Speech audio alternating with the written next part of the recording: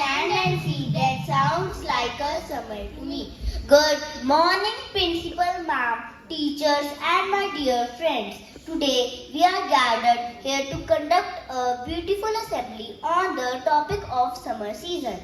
My name is Sara and this is my friend Radhya. We are from 4th C will be conducting today's assembly. We start every event and day with morning prayer, so it helps to take the negative thoughts away and start the day fresh. So join your hands, close your eyes and bow your head.